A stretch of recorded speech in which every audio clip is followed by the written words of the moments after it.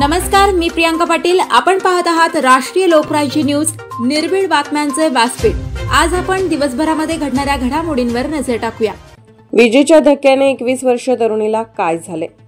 छत्रपती संभाजीनगर जिल्ह्यातील तालुका वैजापूर येथील डाक पिंपळगाव येथे शुक्रवार दिनांक 20 जून 2025 रोजी एक हृदय पिळवटून टाकणारी धक्कादायक घटना घडली असून विजेचा धक्का लागून एका 21 वर्षीय तरुणीचा मृत्यू झाला असून ईशा सचिन पवार व 21 वर्ष असे मयत झालेल्या तरुणीचे नाव आहे। सविस्तर वृत्त असे की मयत ईशा सचिन पवार ही तरुणी शुक्रवारी दुपारी आपल्या राहत्या घरी काही काम करत होती।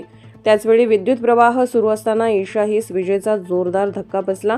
ही घटना ईशा हिच्या परिवारास समजताच त्यांनी त्यांच्या शेजारी राहणाऱ्या नागरिकांनी ईशा हिस तात्काळ आणि वैजापूर येथील उपजिल्हा रुग्णालयात दुपारी 12 वाजण्याच्या सुमारास वैद्यकीय उपचारासाठी दाखल केले।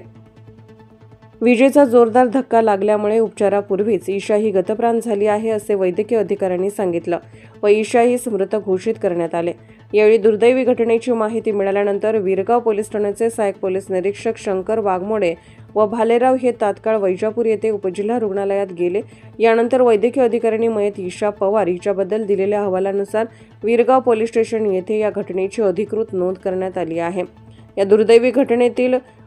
या दुर्घटनेचा पुढील तपास हार्दिक वीरगाव पोलीस करत असून नेमकी विजेचा धक्का कसा लागला, त्यावेळी नेमकी परिस्थिती कशी होती, अजून काही अधिकृत माहिती मिळते का, अशा एक ना अनेक गोष्टींचा सखोल तपास व शोध घेतला जात आहे। ईशाच्या अशा आकस्मिक व दुर्दैवी मृत्यू डाक पिंपळगाव गावात शोककळा पसरली असून तिच्या कुटुंबियावर दुःखाचा डोंगर कोसळला असून परिसरातील नागरिक हळहळ व्यक्त करत आहेत। प्रतिनिधी प्रवीण गायकवाड सह रोहित गवडी, छत्रपती संभाजीनगर, तालुका वैजापूर।